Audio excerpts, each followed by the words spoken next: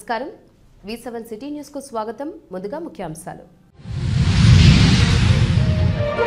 మంగళవారం రథ సప్తమి వేడుకల్లో చివరగా రాత్రి చంద్రప్రభ వాహనంతో ముగిసిన స్వామివారి వాహన సేవలు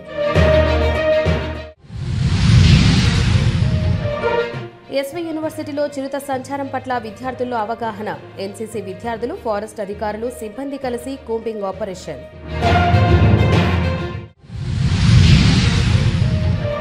అలిపిరి పాదాల మండపం వద్ద మొక్కులు తీర్చుకున్న కూటమి నాయకులు కార్పొరేటర్ల సమన్వయంతో నగర అభివృద్ధికి కృషి చేస్తానని ఆర్సీ మునికృష్ణ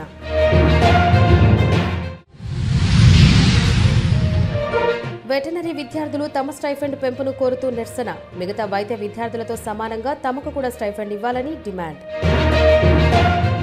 ఇక వార్తల్లోని వివరాలు తిరుపతిలోని శ్రీ గోవిందరాజ స్వామివారి ఆలయంలో ఫిబ్రవరి 6 నుండి 12వ తేదీ వరకు తెప్పోత్సవాలు జరగనున్నాయి 7 రోజుల పాటు సాయంత్రం 6:30 నుండి రాత్రి 8 గంటల వరకు స్వామివారు దేవేరులతో కలిసి శ్రీ గోవిందరాజ స్వామివారి పుష్కరిణిలో తెప్పలపై విహరిస్తారు. ఆ తర్వాత ఆలయ మాడవీధుల్లో ఊరేగి భక్తులను అనుగ్రహిస్తారు. ఫిబ్రవరి 6న కోదండరామ స్వామివారు, 7న శ్రీ రుక్మిణి సత్యభామ సమేత శ్రీ పార్థసారథి స్వామివారు, 8న శ్రీ కళ్యాణ వెంకటేశ్వర స్వామివారు, 9న ఆండాలమ్మవారితో కలిసి శ్రీకృష్ణ స్వామివారు, 10, 11, 12 తేదీల్లో శ్రీ గోవిందరాజ స్వామివారు తెప్పలపై భక్తులకు కనువిందు చేయనున్నారు. చివరి రోజు తెప్పోత్సవం అనంతరం ఎదురు ఆంజనేయ స్వామివారి సన్నిధికి స్వామివారు వేంచేపు చేస్తారు.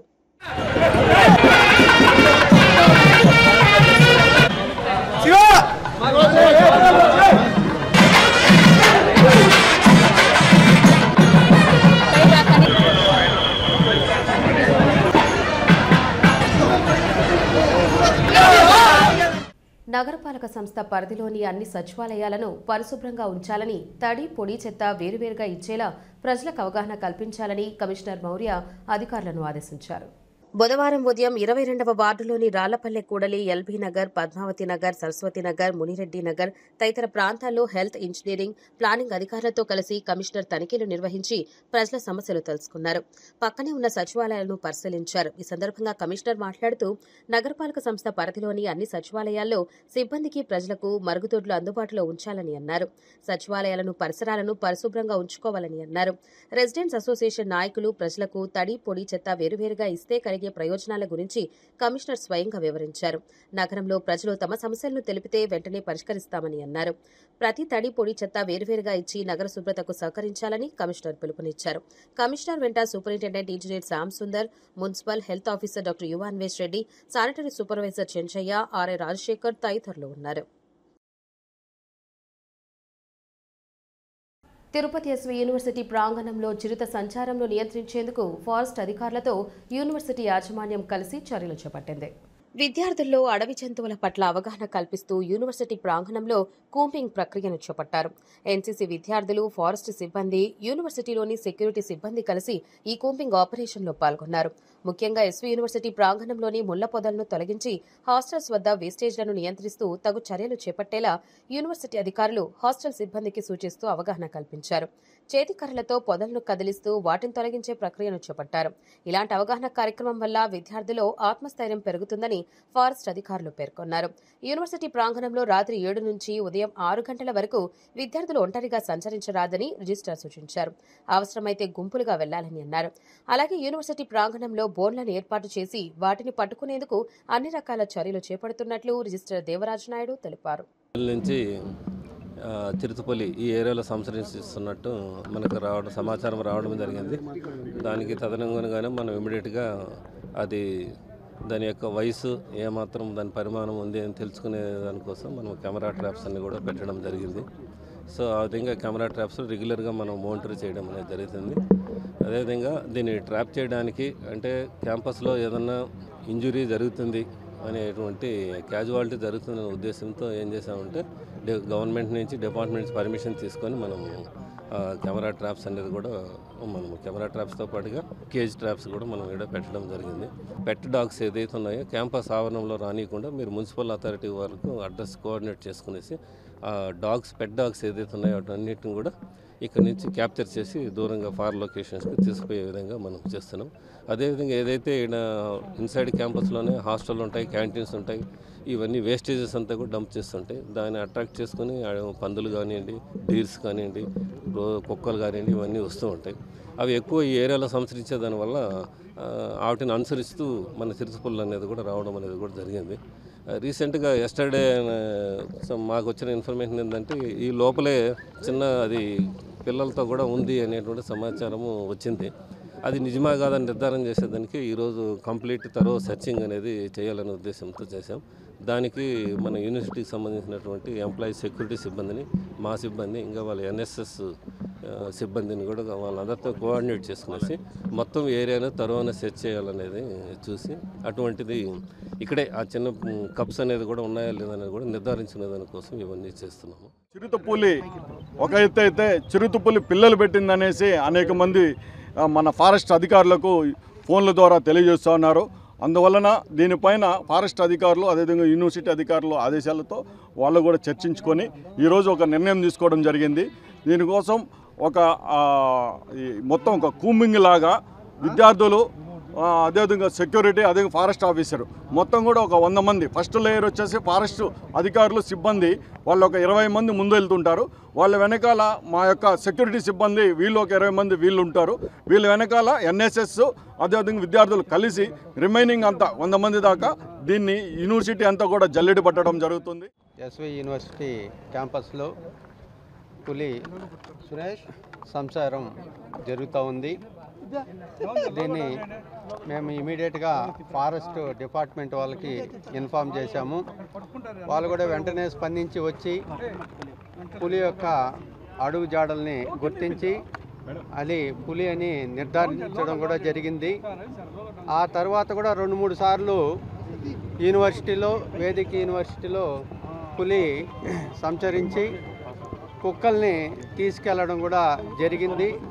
దీన్ని మా విద్యార్థులు, వేదిక యూనివర్సిటీ ఎంప్లాయీస్ కూడా ప్రత్యక్షంగా చూడడం జరిగింది. దీని మీద మేము ఫారెస్ట్ డిఎఫ్ఓ గారితో సంప్రదించాము. ఫారెస్ట్ రేంజ్ ఆఫీసర్ వాళ్ళు కూడా ఇమీడియట్గా దీని మీద స్పందించి కెమెరాలు కూడా ఏర్పాటు చేయడం జరిగింది. ఆ కెమెరాల్లో కూడా మా ఓరై బిల్డింగ్ దగ్గర అది రికార్డ్ అయ్యి పులి సంచరించడం రికార్డు కూడా అయ్యింది. దీని మీద వాళ్ళు మళ్ళీ స్పందించి దీన్ని పులిని ట్రాప్ చేసేదానికి బోన్లు కూడా నిన్ననే ఏర్పాటు చేశారు.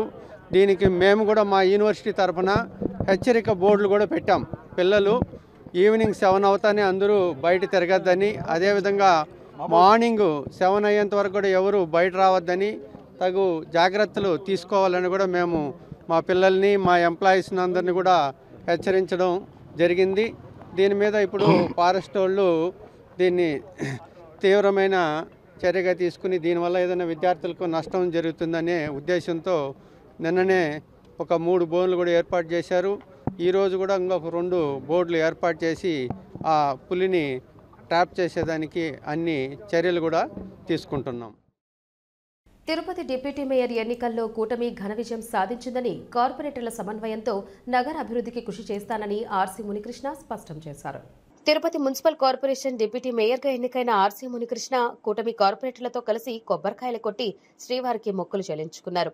తనను బలపరిచి డిప్యూటీ మేయర్గా గెలిపించిన కార్పొరేటర్లకు, కూటమి నేతలకు కృతజ్ఞతలు తెలుపుతున్నట్లు ఆర్సీ మునికృష్ణ పేర్కొన్నారు. అందరి సహకారంతో తిరుపతి అభివృద్ధికి తోడ్పాటును అందిస్తానని ఆయన చెప్పారు. ఈ కార్యక్రమంలో కార్పొరేటర్లు అన్న అనితా యాదవ్, నరేంద్ర, టీడీపీ నాయకులు శంకర్ యాదవ్, కూటమి నాయకులు, కార్యకర్తలు పాల్గొన్నారు. నిన్న రాష్ట్రంలోనే ప్రతిష్టమైన విజయం సాధించాము కూటమి. నిన్న తిరుపతిలో జరిగిన ఉప డిప్యూటీ మేయర్ ఎన్నికల్లో కూటమి అభ్యర్థి ఘన విజయం సాధించారు. నాకు 25 మంది కూటమి తరపున ఓట్లేశారు. వాళ్ళకందరికి కూడా ధన్యవాదాలు. అలాగే ఈరోజు ఆ విజయం చేకూర్చిందని మా కార్పొరేటర్లందరూ, మాకు మద్దతు ఇచ్చిన కార్పొరేటర్లందరూ వచ్చి కలువుగా వెంకటేశ్వర స్వామి పాదాల దగ్గరికి వచ్చి ఆయనకి టెంకాయలు కొట్టి వీరి దర్శనానికి వెళ్తున్నాం. మేము తిరుపతిని ఎంతో అభివృద్ధి చేస్తాం. మా కూటమి నాయకులు అందరం కలిసి, కార్పొరేటర్లు అందరం కలిసి తిరుపతిలో ఏ ప్రాబ్లం లేకుండా వాళ్ళ డివిజన్లో వాళ్ళు పూర్తిగా వాళ్ళకి అధికారం ఇచ్చి ఏ అభివృద్ధి అయినా సరే మేము ముందుండి చేసి పెడతాం. ఇది ఈ గెలుపు కూడా నారా చంద్రబాబు నాయుడు గారు కావచ్చు, పవన్ కళ్యాణ్ గారు కావచ్చు, అలాగే మా ఇన్ఛార్జి మంత్రి గారు కావచ్చు, అలాగే తిరుపతి ఎమ్మెల్యే గారు కావచ్చు, చంద్రగిరి ఎమ్మెల్యే గారు కావచ్చు, మా పార్టీ నాయకులు అందరూ కూడా మాకు సహకరించిన ప్రతి ఒక్కరికి కూడా ఆ కలియుగ వెంకటేశ్వర స్వామి ఆశీర్వాదం ఉండాలి. వాళ్ళకంతా కూడా ధన్యవాదాలు తెలుపుకుంటున్నాను. వెటర్నరీ విద్యార్థులు తమ స్టైఫండ్ పెంపును కోరుతూ చేపట్టిన నిరవధిక సమ్మె 3వ రోజుకు కొనసాగించారు. ప్రస్తుత ఆర్థిక పరిస్థితులను దృష్టిలో ఉంచుకుని మిగతా వైద్య విద్యార్థులతో సమానంగా తమకు కూడా తగినంత స్టైఫండ్ ఇవ్వాలని విద్యార్థులు డిమాండ్ చేశారు. తిరుపతి శ్రీ వెంకటేశ్వర పశువైద్య విశ్వవిద్యాలయం ఎదుట విద్యార్థులు చేపట్టిన ఆందోళన బుధవారం కూడా కొనసాగుతోంది. ఈ సందర్భంగా విద్యార్థులు మాట్లాడుతూ పశువైద్య విద్యార్థుల స్టైఫండ్ గత 12 ఏళ్లుగా కేవలం 7,000 రూపాయలు మాత్రమే చెల్లిస్తున్నారని ఆవేదన వ్యక్తం చేశారు. పెరిగిన ధరలకు అనుగుణంగా తమ స్టైఫండ్ పెంచాలని డిమాండ్ చేశారు. కొత్త ప్రభుత్వం తమ స్టైఫండ్ను పెంచుతుందనే ఆశతో గత 6 నెలలుగా వేచి చూశామని, అధికారుల నుంచి గానీ ప్రభుత్వం నుంచి గానీ తమకెలాంటి సమాధానం లేకపోవడంతో సమ్మెబాట పట్టామని తెలిపారు. యూనివర్సిటీ కానీ గవర్నమెంట్ కానీ ఏ ప్రొఫెషన్కి మాత్రం వ్యతిరేకంగా మేము లేము. జస్ట్ మాకు కావాల్సిన దానికోసం, మా హక్కు కోసం మేము పోరాడుతూ ఈ స్ట్రైక్ని మేము ప్రారంభించాము. సో ఇక్కడ మెయిన్గా మేము చెప్పేది ఏంటంటే, ఇక్కడ చూసినట్టయితే మనం చూసే ప్రతిరోజు డైలీ వస్తువులు అన్ని రేట్లు పెరుగుతూనే ఉన్నాయి. సో కాబట్టి ఇటువంటి సమాజంలో మేము ఇంటర్న్షిప్ బయట సంవత్సరం చేయాలి. 6 months rotation, 6 months static. So కాబట్టి చిన్న మారుమూలు గ్రామాలలో ఎటువంటి ఫెసిలిటీస్ లేని చోట మేము కేవలం 7,000 మాత్రమే ఎలా బతకగలము అన్నది మాత్రమే మేము గవర్నమెంట్ ప్రశ్నించాలనుకుంటున్నాము. సో కాబట్టి ఇవన్నీ కన్సిడర్ చేసి, అందులోనూ ఫెసిలిటీస్ లేని చోట, కనీస ఏమి లేని చోట, ఇప్పుడు చూసినట్టయితే బయట చిన్న ఇల్లు కూడా మనకి మినిమం 5,000, 4,000 రెంట్ లేనిదే ఏమాత్రం సరిపోవట్లేదు. సో అలాంటి చోట అకామిడేషన్ లేనప్పుడు అటు ఇల్లు చూసుకొని, ఇంకోటి కుకింగ్ అవన్నీ చూసుకొని, ఫెసిలిటీస్ ఇవేం లేకుండా కేవలం 7,000 అంటే అవి ఏ మాత్రం కూడా, ఎంత నిరుపేద కుటుంబం అలాగా ఏ ఫెసిలిటీస్ లేకుండా ఉండాలని కూడా ఏ మాత్రం కూడా అవి సరిపోవు. సో కాబట్టి ఇవన్నీ కన్సిడర్ చేసి అలాంగ్ విత్ అదర్ కోర్సెస్ మా ప్రొఫెషన్కి రెస్పెక్ట్ ఇస్తూ, అలాగే రెస్పెక్ట్ అంటే జస్ట్ మాటల్లో వీళ్ళు పశువులని బాగా చూసుకుంటారు, వీళ్ళు ముఖ్యం అంటే జస్ట్ సరిపోదు. మాకు ఇచ్చే గౌరవాన్ని మాటల్లో కాకుండా గౌరవ వేతనంలో కూడా చూపిస్తూ, ఇంకోటి ఏంటంటే మా గౌరవ వేతనం పెంచితే సొసైటీలో మాకు కూడా కాస్త రెస్పెక్ట్ వస్తుంది. ఈ మధ్య వెటనరీ ప్రొఫెషన్కి ఉన్న రెస్పెక్ట్ దిగజారిపోతుంది. కాబట్టి మాకు వేతనం పెంచడం వల్ల మాకు మేము ఇచ్చే గవర్నమెంట్ ఇచ్చే రెస్పెక్ట్ ఫస్ట్ స్టెప్ పడినట్టు అవుతుంది. సో కాబట్టి ఆ రెస్పెక్ట్ ఇస్తూ, రెస్పెక్ట్తో పాటు గౌరవ వేతనం కూడా పెంచి మాకు న్యాయం చేస్తూ విజయం వైపు నడిపిస్తారని కోరుకుంటున్నాను. లాస్ట్ 13 years నుంచి పశువైద్య విద్యార్థులకి స్టైపెండ్ ఏదైతే వస్తుందో అది 7,000 మించి ₹1 కూడా పెరగలేదు. On par with other medical courses like Ayush కానీ, BHMS కానీ, డెంటల్ కానీ, మెడిసిన్, వీళ్ళందరికీ ఎలా అయితే స్టైపెండ్ పర్ ఇయర్ ఇంక్రీజ్ అవుతుందో మాకు కూడా ఆ హక్కు ఉంది, అడిగే హక్కు. మేము ఎక్కడా కూడా వాళ్ళకి తక్కువ పని మేము ఎక్కడా చేయట్లేదు. ఇన్ఫ్యాక్ట్ మేము చేసే వర్క్లో మాకు అకామిడేషన్ కానీ అవేమీ ప్రొవైడ్ చేయరు. ఇంకా 6 months స్టాటిక్, 6 months రొటేషన్లో ఉంటాము. రొటేషన్లో ఈవెన్ మేము పక్క స్టేట్స్కి కూడా వెళ్ళి రావాల్సి వస్తుంది 15 daysకి ఒకసారి. ఇక్కడ ఇన్ని ఎక్స్పెన్సెస్ మీట్ చేయడం మా వల్ల కావట్లేదు. ఆల్మోస్ట్ అందరూ వెటర్నరీ సైన్స్ విద్యార్థులు ఎవరైనా సరే ఆల్మోస్ట్ మిడిల్ క్లాస్ బ్యాక్గ్రౌండ్ నుంచి, రైతుల కుటుంబాల నుంచి వచ్చిన వాళ్ళమే. ఈ టైంలో మాకు ఇంటి నుంచి ఇంకా బర్డెన్ ఎక్కువైపోతుంది. సో ఇదొక్కటే కాకుండా మేము అడిగేది ఏంటంటే, ఓన్లీ MBBS వాళ్ళు, ఓన్లీ వీళ్ళు ఎలా అయితే వాళ్ళు అడిగి వాళ్ళ హక్కుల్ని సాధించుకుంటున్నారో మేము కూడా అదే మేము అడుగుతూ ఉన్నాము. ఇంకా చూసుకుంటే వెటర్నరీ సైన్స్ విద్యార్థులు నాట్ ఓన్లీ ట్రీట్మెంట్ అండి, మేము ఈవెన్ ఇక్కడ ఉన్న ఫుడ్ ఇండస్ట్రీకి కానివ్వండి, లైఫ్ స్టాక్ డెవలప్మెంట్కి కానీ అన్నిట్లో మా కృషి ఉంటుంది. Even we contribute to the GDP. Even almost 58,000 crores GDP life stock వైపు నుంచి, అగ్రికల్చర్ వైపు నుంచి వెళ్తుంది. దీనిలో వెటర్నేరియన్స్ రోల్ చాలా ఉంది. ఇంత కంట్రిబ్యూట్ చేస్తూ కూడా ప్రభుత్వం మా వైపు చూపిస్తున్న ఈ చిన్న చూపు అసలు సరికాదు.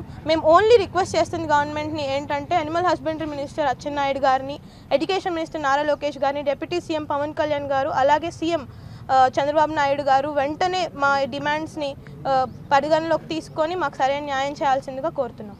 శ్రీవారిని పలువురు ప్రముఖులు దర్శించుకొని మొక్కులు చెల్లించుకున్నారు.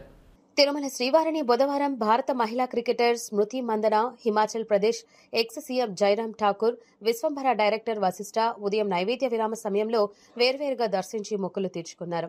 వీరికి ఆలయ అధికారులు స్వాగతం పలికారు. దర్శనానంతరం రంగనాయకుల మండపంలో వేద పండితులు వేదాశీర్వచనం చేసి పట్టు వస్త్రాలతో సత్కరించి తీర్థ ప్రసాదాలు అందజేశారు.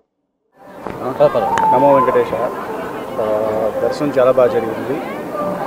సో సినిమా షూటింగ్ జరుగుతుంది కాబట్టి మధ్యలో ఒకసారి దర్శనం చేసుకోవడానికి వచ్చాను. స్వామివారి దర్శనం కోసం చాలా బాగా జరిగింది. ఏమున్నాయి కొత్త సినిమాలు ఏం తీస్తారు సార్ విశ్వంబర ఎలా ఉండబోతుంది? విశ్వంబర ఎలా ఉండబోతుందంటే మీరే చెప్పాలి. సినిమా అయితే చాలా బాగుంటుంది డెఫినెట్గా. ఫ్యాన్స్ అందరూ హ్యాపీగా ఫీల్ అవుతారు. Block buster. రిలీజ్ డేట్ ఎప్పుడు చేస్తారు? అది త్వరలో చెప్తాను మీకు time. Too early sir 2 October కూడా చేస్తారు అంటే ప్రస్తుతం విశ్వంబర జరుగుతుంది కాబట్టి దీని మీద చిత్తూరు జిల్లా పొంగనూరు ప్రభుత్వ ఏరియా ఆసుపత్రిలో జాతీయ రోడ్డు భద్రతా మహోత్సవంలో భాగంగా బుధవారం ఎంవీఐ సుప్రియ అవగాహన కార్యక్రమం చేపట్టారు. ఈ సందర్భంగా ఆమె మాట్లాడుతూ రోడ్డు ప్రమాదాలలో గాయపడిన క్షతగాత్రులను గోల్డెన్ అవర్లోగా ఆసుపత్రికి చేర్పించిన వారికి 5,000 రూపాయల రివార్డు, ప్రశంసాపత్రం ఇస్తామని అన్నారు. క్షతగాత్రులను ఆసుపత్రులకు తరలిస్తే ప్రాణదాత పోలీస్ స్టేషన్ల చుట్టూ తిరగాల్సి వస్తోందని అపోహ వీడాలని, ఆసుపత్రిలో చేర్పించిన తర్వాత అక్కడి నుండి వెళ్లిపోవచ్చని, ప్రాణదాతలు ఎటువంటి క్రిమినల్ కేసులకు బాధ్యత వహించాల్సిన పని లేదని అన్నారు. ఈ కార్యక్రమంలో ప్రభుత్వ ఏరియా ఆసుపత్రి వైద్యాధికారి మధుసూదనాచారి, వైద్య సిబ్బంది పాల్గొన్నారు. జాతీయ రహదారి భద్రతా మహోత్సవాల్లో భాగంగా ఈరోజు మనం మన ఏరియా హాస్పిటల్ పొంగనూరు ఈ మెయిన్గా గోల్డెన్ అవర్ అనేది యాక్సిడెంట్ జరిగిన 1 అవర్ లోపు, యాక్సిడెంట్ జరిగిన వెంటనే ఆ విక్టిమ్స్ ఎవరైతే ఉన్నారో క్షతగాత్రులు వాళ్ళని హాస్పిటల్కి తీసుకొచ్చే క్రమంలో వాళ్ళు ఎవరైనా కానీ ఇప్పుడు ఏమనుకుంటున్నారంటే ఇది ఎవరో యాక్సిడెంట్లో ఇదైంది, ఎట్లా అయిందో ఏమో, నన్ను తీసుకెళ్తే మళ్ళీ నాకు ఇబ్బంది జరుగుతుందేమో, నా మీద పోలీస్ కేసులు వేస్తారేమో, నన్ను ఇబ్బంది కోర్టుకు రమ్మంటారేమో, ఇలా రకరకాల ఊహాగానాలు, రకరకాల అపోహలతో చాలామంది సేవ్ చేయడం ఎందుకులే మనకెందుకులే అని వెళ్ళిపోతున్నారు. అలా కాకుండా ఏదైనా కానీ ప్రమాదం జరిగినప్పుడు వెంటనే రెస్పాండ్ అయ్యి వాళ్ళని హాస్పిటల్కి తీసుకెళ్ళినంత మాత్రాన వాళ్ళకి ఎటువంటి అపాయం ఉండదు. వాళ్ళ వివరాలు కూడా గోప్యంగా ఉంచబడతాయి.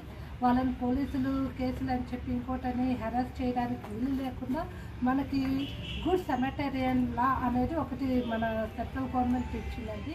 ఈ గుడ్ సెమెటేరియన్ లా ఏమిటంటే ఎవరైనా అలా హెల్ప్ చేసినట్టు, యాక్సిడెంట్ జరిగిన విక్టిమ్స్ని హాస్పిటల్కి తీసుకొచ్చి వాళ్ళకి సహాయం చేసినట్టు అలాంటి వాళ్ళని పోలీసులు కానీ ఈవెన్ డాక్టర్లు కానీ మీకు అతనికి ఏం సంబంధము, ఇలాంటి ప్రశ్నలు ఏవి లేకుండా అతని యొక్క వివరాలు కూడా అతని ఇష్టమైతేనే వెల్లడించే విధంగా ఉంటుంది. పైగా ఇలా తీసుకొచ్చిన వాళ్ళు ఎవరైనా కానీ వాళ్ళ వివరాలు చెప్పదలుచుకుంటే వాళ్ళ యొక్క వివరాలు డాక్టర్ హాస్పిటల్లో చెప్పి విధంగా మేము తీసుకొచ్చామని చెప్పి మళ్ళీ పోలీస్ వాళ్ళకి ఇన్ఫార్మ్ చేస్తే వాళ్ళకి 5,000 రూపాయల నగదు ప్రోత్సాహకము, అలానే ఒక సర్టిఫికేట్ కూడా ఇస్తారు. మంచి పని చేశారు కాబట్టి ఆ మంచి పనికి గుర్తింపు అనేది ఉండాలి కాబట్టి ఒక సర్టిఫికేట్ కూడా ఇస్తారు. ఇలా ఏదైనా ప్రమాదం జరిగినప్పుడు దయచేసి మనకెందుకు అనుకోకుండా ముందుకు రావాలని ఇది మన ఏరియా హాస్పిటల్ పొంగనూరు ఇవాళ మనం మిగతా వాళ్ళకు కూడా అవగాహన కల్పించడం కోసం వచ్చాము. డాక్టర్ గారితో పాటు ఇక్కడున్న రోగులకి అందరికీ తెలియజేయడం జరిగింది. దీనివల్ల ఒకరి ప్రాణం సేవైనా కూడా మనం చేసే ప్రయత్నము వృధా కాదనే ఉద్దేశంతో ఈరోజు కార్యక్రమం చేయడం జరుగుతుంది. దయచేసి ఇది గుర్తుపెట్టుకొని ఎవరు తీసుకొచ్చినా మనకి ఎటువంటి అపాయము ఉండదు. మా కోర్టుల చుట్టూ, పోలీస్ స్టేషన్ల చుట్టూ, హాస్పిటల్ చుట్టూ వాళ్ళు తిరగాల్సిన అవసరం ఉండదు. వాళ్ళ రక్త సంబంధికులు కావచ్చు, ఎవరైనా కావచ్చు, కాకపోయినా కూడా మాకెందుకు అనుకోకుండా యాక్సిడెంట్ జరిగిన దయచేసి ఆ జరిగిన విక్టిమ్స్ని వెంటనే హాస్పిటల్కి తీసుకురావడానికి కృషి చేస్తారని కోరుకుంటున్నాను. సత్యవేడు నియోజకవర్గం నారాయణవనం, పిచ్చాటూరు, నాగలాపురం నందు పలు అభివృద్ధి కార్యక్రమాలకు స్థానిక శాసనసభ్యులతో కలిసి పలు అభివృద్ధి కార్యక్రమాలకు శంకుస్థాపన, ప్రారంభోత్సవాలు జిల్లా కలెక్టర్ వెంకటేశ్వర్ చేశారు. నారాయణవనం మండలం పాలమంగళం గ్రామం నుండి 2 ఎలక్కాటూరు, కాసిమిట గ్రామాలకు సుమారు 20 లక్షల రూపాయలతో సీసీ రోడ్లకు భూమి పూజ చేశారు. అనంతరం స్థానిక హైస్కూల్ నందు నిర్మించిన సీసీ రోడ్డును ఎమ్మెల్యేతో కలిసి ప్రారంభించారు. అనంతరం జిల్లా పరిషత్ ఉన్నత పాఠశాల నందు మిడ్ డే మీల్స్ పథకంను తనిఖీ చేసి వారు తయారు చేసిన భోజనాన్ని పరిశీలించి స్వయంగా భోజనాలు చేసిన జిల్లా కలెక్టర్ మరియు ఎమ్మెల్యే. అలాగే మధ్యాహ్నం భోజనం నందు మెనూలో ఏమేమి ఇస్తున్నారని విద్యార్థులను అడిగి తెలుసుకున్నారు. పిచ్చాటూరు ఆర్ఎన్ఆర్ ప్రాజెక్టు నందు తుడా నిధులతో 200 కోట్ల వ్యయంతో వ్యూ టవర్ మరియు బోటింగ్ జెట్టి పనులను పరిశీలించి పలు సూచనలు, సలహాలు ఇచ్చారు. అనంతరం మత్స్యశాఖ వారు ఏర్పాటు చేసిన ఆర్ఎన్ఆర్ జలాశయం నందు ప్రధానమంత్రి మత్స్య సంపద యోజన పథకం ద్వారా 14 లక్షల చేపలను విడుదల చేశారు. తరువాత పిచ్చాటూరు ఆర్ఎన్ఆర్ ప్రాజెక్టు సమయంలో ఆక్వేరియం చేపల పెంపకం యూనిట్ను పరిశీలించి ఆ యూనిట్ను యాజమాన్యంతో ఆక్వేరియాల చేపల పెంపకం గురించి పూర్తి వివరాలు అడిగి తెలుసుకున్నారు. పిచ్చాటూరు మెయిన్ రోడ్డు నుండి పిచ్చాటూరు హరిజనవాడ వరకు 13,50,000 రూపాయలతో నూతనంగా వేసిన సీసీ రోడ్లను ప్రారంభించారు. పిచ్చాటూరు ప్రాథమిక ఆరోగ్య కేంద్రాన్ని, ప్రసూతి విభాగాన్ని, ల్యాబ్ రూమ్లను పరిశీలించారు. అనంతరం ప్రాథమిక ఆరోగ్య కేంద్రంలో విధులు నిర్వహిస్తున్న ఈ కేంద్రంలో చుట్టుపక్కల గ్రామాల వారికి ఈ ఆరోగ్య కేంద్రంలోని కాన్పులు జరిగే విధంగా వారికి వివరించాలని సూచించారు. ప్రస్తుతం ఇక్కడ అన్ని వస్తువులు ఉన్నాయని, అందుకు అనుగుణంగా విధులు నిర్వహించాలని సూచించారు. నాగలాపురం మండలం నారాయణరాజు కండ్రిక నుండి ఆలపగుంట మధ్యలో ద్వారకానగర్ నందు వర్షాలకు పూర్తిగా దెబ్బతిన్న కాజ్వేను ఎమ్మెల్యేతో కలిసి పరిశీలించారు. కాజ్వే నిర్మాణానికి PMGSY కింద సుమారు 12 కోట్ల రూపాయలు మంజూరయ్యాయని తెలిపారు. వంతెన నిర్మాణానికి టెండర్లు కూడా వచ్చాయని, త్వరలో పనులు ప్రారంభిస్తారని ఈ సందర్భంగా కలెక్టర్ తెలిపారు. అనంతరం సూరటపల్లి శివాలయంను పరిశీలించారు. ఈసారి జగన్ 2.0ని చూడబోతున్నారు. 2.0 వేరేగా ఉంటుంది. కార్యకర్తల కోసం జగన్ ఏం చేస్తాడో చూపిస్తాం. గతంలో కార్యకర్తలకు ఎక్కువ ప్రాధాన్యత ఇవ్వలేకపోయారు. కార్యకర్తలను ఇబ్బంది పెట్టిన వారిని వదిలిపెట్టే ప్రసక్తే లేదు. అక్రమ కేసులు పెట్టిన వారిపై ప్రైవేటు కేసులు వేస్తా, చట్టం ముందు నిలబెడతాం. మాజీ సీఎం వైఎస్ జగన్. ఎవరికి ఏ కష్టం వచ్చినా కూడా నా కథ గుర్తు తెచ్చుకోండి. 16 నెలలు నన్ను జైల్లో పెట్టినారు. నా మీద కేసులు వేసింది కూడా మళ్ళీ ఎవరో కాదు, అటు కాంగ్రెస్ ఇటు తెలుగుదేశమే. నా పిటిషన్లో ఎవరు పిటిషనర్స్ అంటే అటు కాంగ్రెస్ ఎమ్మెల్యేలు, ఇటు తెలుగుదేశం పార్టీకి సంబంధించిన నాయకులు. కేవలం రాజకీయంగా ఎదుగుతున్నాను అని ఒకే ఒక కారణంతో దొంగ కేసులు బనాయించారు. 16 నెలలు జైల్లో పెట్టినారు. కానీ ఏమైంది? బయటికి రాలా?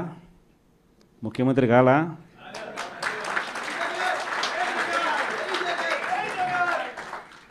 ప్రతి ఒక్కరు ఇది గుర్తుపెట్టుకోండి. ఎవరికైనా ఇంతే. మహా చేస్తే వీళ్ళు ఏం చేయగలుగుతారు? దొంగ కేసులు పెడతారు, కాదండంలా బెదిరిస్తారు, కాదండంలా మహా అయితే 3 నెలలు లోపల వేస్తారు. అది కాదండంలా. కానీ ఏం చేస్తారు? 3 నెలల తర్వాత మళ్ళా వస్తాం, రెట్టించిన ఉత్సాహంతో మళ్ళా పనిచేస్తాం. ఎవరెవరైతే మిమ్మల్ని జైల్లో పెట్టే కార్యక్రమం ఎవరెవరైతే చేస్తారో, మంచి చేసిన వాళ్ళని గుర్తుపెట్టుకోండి, చెడు చేసిన వాళ్ళని గుర్తుపెట్టుకోండి. ఇద్దరిని గుర్తుపెట్టుకోమని చెప్తాను. ఊరికే చూస్తూ ఊరుకోం. వైఎస్ఆర్ కాంగ్రెస్ పార్టీ బ్రతుకుతుంది. వైఎస్ఆర్ కాంగ్రెస్ పార్టీ ఈ రాష్ట్రాన్ని ఏలుతుంది అని కూడా ఈ సందర్భంగా చెప్తాను. మరో 30 సంవత్సరాలు ఏళ్తామని కూడా ఈ సందర్భంగా కూడా మరి గట్టిగా కూడా చెప్తాను. కాబట్టి ఎవ్వరూ కూడా వైఎస్ఆర్ కాంగ్రెస్ పార్టీకి సంబంధించిన ఏ కార్యకర్త వెంటికి కూడా పీకలేడు అని చెప్పి కూడా ఈ సందర్భంగా చెప్తాను. ఇది ప్రతి ఒక్కరూ గుర్తుపెట్టుకోండి. ఒక్కటే గుర్తుపెట్టుకోండి, ఈసారి జగనన్న 2.0 కొంచెం వేరుగా కూడా ఉంటుంది. ఈసారి జగనన్న 2.0 కార్యకర్త కోసం ఎలా పనిచేస్తుందో కూడా చూపిస్తుంది. ఇది మాత్రం నేను ఖచ్చితంగా చెప్తా ఉన్నా. ఎందుకనంటే జగనన్న 1.0లో బహుశా కార్యకర్తలకి నేను అంత గొప్పగా బహుశా చేయలేకపోయి ఉండొచ్చేమో. ప్రతి పథకము, ప్రతి విషయంలోనూ కూడా మొట్టమొదటిగా ప్రజలే గుర్తుకొచ్చారు. ప్రజలకు మంచి చేయడం కోసమే నా టైం కేటాయించా, నా తాపత్రయపడ్డా, ప్రతి విషయంలోనూ దానికోసమే అడుగులు వేశా. కానీ జగనన్న 2.0కి వచ్చేసరికి మాత్రం చంద్రబాబు నాయుడు కార్యకర్తలకు పెడతా ఉన్న ఇబ్బందులు చూసా, కార్యకర్తలు పడతా ఉన్న అవస్థలు చూసా, కార్యకర్తలు పడతా ఉన్న బాధను గమనించా. వీళ్ళ కోసం గట్టిగా మీ జగనన్న ఉంటాడని సందర్భంగా గట్టిగా చెప్తాను. లక్ష్మీ పద్మావతి సమేత శ్రీ ప్రసన్న వెంకటేశ్వర స్వామి ఆలయంలో స్వామివారు గరుడ వాహనంపై పురవీధుల్లో భక్తులకు దర్శనమిచ్చారు. తిరుపతి నగరంలోని అర్బన్ తహసీల్దార్ కార్యాలయం ప్రాంగణం వద్ద ఉన్న శ్రీ లక్ష్మీ పద్మావతి సమేత ప్రసన్న వెంకటేశ్వర స్వామి బ్రహ్మోత్సవాల్లో భాగంగా మంగళవారం రాత్రి గరుడ సేవ అంగరంగ వైభవంగా జరిగింది. స్వామివారి వాహనం నగర పురవీధుల్లో భక్తులకు కనువిందు చేస్తూ దర్శనమిచ్చారు. ఆలయ కమిటీ సభ్యులు బ్రహ్మోత్సవాలను ప్రతిరోజు శాస్త్రోక్తంగా నిర్వహిస్తున్నారు.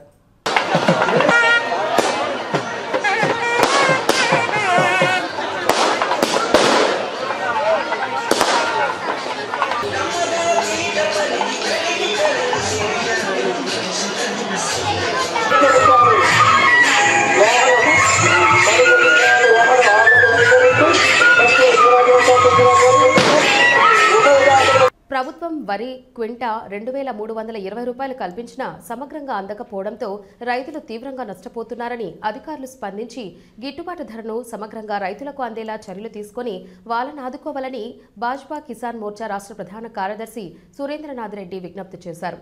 మంగళవారం తిరుపతి ప్రెస్ క్లబ్లో విలేకరుల సమావేశంలో ఆయన మాట్లాడారు. ఈ రాష్ట్రంలో కానీ ఈ రెండు నెల్లూరు తిరుపతి జిల్లాలలో వరి అధికంగా రాష్ట్రంలో పండించే వరి తిరుపతి నెల్లూరు జిల్లాల్లో ఎక్కువగా రైతాంగం పండిస్తున్నారు. ఎక్కువ ఇది ఎప్పుడంటే రాష్ట్రం అంతా కూడా పంట చేతికి వచ్చిన తర్వాత ఫిబ్రవరి మొదటి వారం నుంచి ఇక్కడ ఈ రెండు జిల్లాలలో తిరుపతి నెల్లూరు జిల్లాలలో వరి కోత వస్తుంది.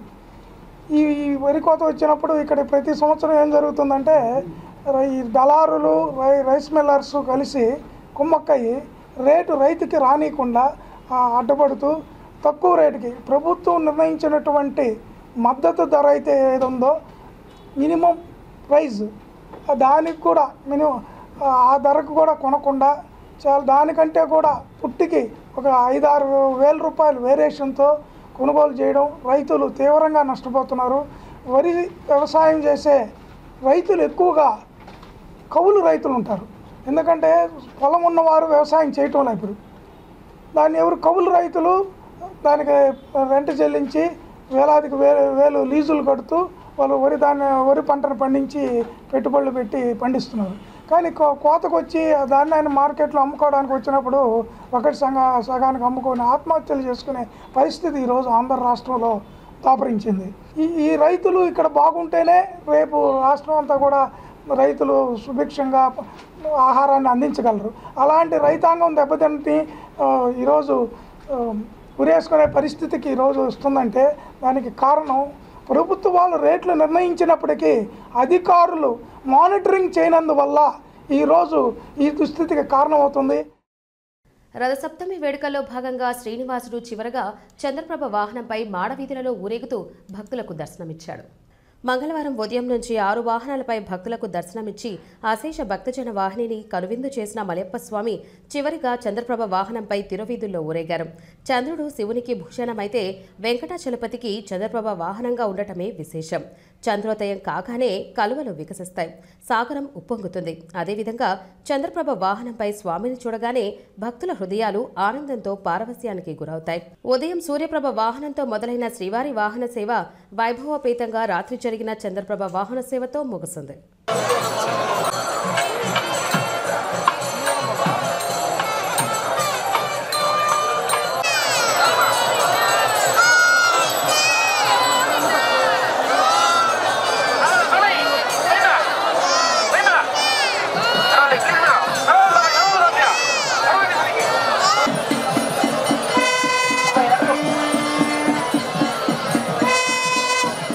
తిరుమల శ్రీవారి భక్తులకు సేవ చేస్తే శ్రీవారికి సేవ చేసినట్లేనని టీటీడీ చైర్మన్ బీఆర్ నాయుడు తెలిపారు.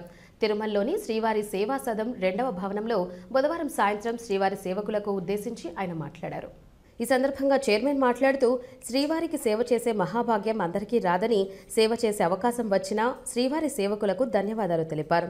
రథసప్తమి సందర్భంగా శ్రీవారి భక్తులకు విశేష సేవలు అందించిన సేవకులకు ప్రత్యేక కృతజ్ఞతలు తెలియజేశారు.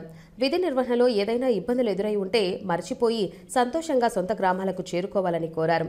ఏడాదికి 3-4 సార్లు తిరుమలకు వచ్చి శ్రీవారి దర్శనం దొరక్క అఖిలాండం వద్ద టెంకాయ కొట్టి వెళ్లిన రోజులు ఉన్నాయని, స్వామివారి అనుగ్రహంతో టీటీడీ చైర్మన్గా భక్తులకు సేవ చేసే అవకాశం రావడం అదృష్టంగా భావిస్తున్నానని చెప్పారు. టీటీడీ చైర్మన్గా పదవి వచ్చినా తాను ఒక సేవకుడినేనని సేవకుల ముందు మాట్లాడారు. రథసప్తమి రోజున అహర్నిశలు శ్రమించి సేవలు అందించిన వారి ముందు మాట్లాడటం చాలా సంతోషంగా ఉందంటూ ఆనంద బాష్పాలతో మాట్లాడారు. శ్రీవారి సేవ చేసే అవకాశం మరింత మందికి వచ్చేలా చర్యలు తీసుకుంటానని అన్నారు. అనంతరం శ్రీవారి ఆలయంలో పనిచేసేందుకు డిప్ సిస్టమ్ బటన్ నొక్కి ఆన్లైన్లో 520 మందికి సేవ చేసేలా ఆటోమేటిక్ అలాట్మెంట్ చేశారు. ఈ సేవకులు రావడం, వాళ్ళందరూ భక్తులకి సేవ చేయడం చూశాను. నేను అప్పుడు అనుకునేవాళ్ళం, వీళ్ళు ఎక్కడి నుంచి వస్తున్నారు, ఎలా వస్తున్నారు, దీని సిస్టమ్ ఏంటనేది నాకు తెలియదు. తర్వాత కానీ నాకు రవి గారు వచ్చి, సిబిఆర్ఓ గారు వచ్చి ఎక్స్ప్లెయిన్ చేశారు సిస్టమ్ ఇట్లా ఉంటుంది అని. కాబట్టి ఈ సిస్టమ్ని ఇంకా మనం డెవలప్ చేద్దాం, ఎక్కువ మంది శ్రీవారి సేవకుల్ని శ్రీవారి సేవ కోసం భక్తుల కోసం వినియోగిద్దాం. మీ అందరికీ నిజంగా ఎలా కృతజ్ఞతలు తెలపాలో నాకు అర్థం కావట్లేదు. ముఖ్యంగా నేను చూశాను, నేను మొన్న రాత్రి అర్ధరాత్రి 1 గంటకి నేను మొత్తం గ్యాలరీస్ అంతా కూడా తిరిగి పరిశీలించడం జరిగింది. ఎంతమంది ఆ చలిలో పడుకున్నారు. నిజంగా ఈ శ్రీవారి అద్భుతం నేను ఎక్కడా చూడలేదు, ఇంత అద్భుతాలు. కాబట్టి ఈ సేవకులు అనేది ఎవరైతే ఉన్నారో అది అందరికీ అవకాశం రావట్లేదు. నాకు వచ్చినట్టే ఏదో ఒక రోజు అందరికీ వస్తుంది. కాబట్టి సిపిఆర్ఓ గారు చెప్పారు, ఇది వ్యవస్థ 2000 సంవత్సరం నాడు ప్రారంభించారు. శ్రీ కంచి పీఠాధిపతి శ్రీ జయేంద్ర సరస్వతి గారు. అప్పటి నుంచి ఇప్పటి వరకు ఎవరైతే సేవకులు పనిచేస్తున్నారో వాళ్ళు చాలా అద్భుతంగా పనిచేస్తున్నారు. వాళ్ళందరికీ ఏ విధంగా నేను సహాయపడగలనో నాకు తెలియదు, కానీ మీ అందరికీ కృతజ్ఞతలు తెలపడం తప్ప నాకు ఇంకేమీ తెలియదు. వార్తలు ముగించే ముందు ముఖ్యాంశాలు మరోసారి. మంగళవారం రథసప్తమి వేడుకల్లో చివరగా రాత్రి చంద్రప్రభ వాహనంతో ముగిసిన స్వామివారి వాహన సేవలు. ఎస్వి యూనివర్సిటీలో చిరుత సంచారం పట్ల విద్యార్థుల్లో అవగాహన. ఎన్సీసీ విద్యార్థులు, ఫారెస్ట్ అధికారులు, సిబ్బంది కలిసి కూంబింగ్ ఆపరేషన్.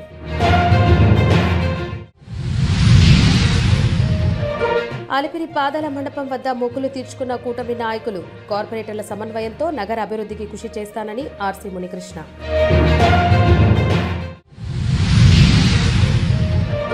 వెటనరీ విద్యార్థులు తమ స్టైఫండ్ పెంపును కోరుతూ నిరసన. మిగతా వైద్య విద్యార్థులతో సమానంగా తమకు కూడా స్టైఫండ్ ఇవ్వాలని డిమాండ్.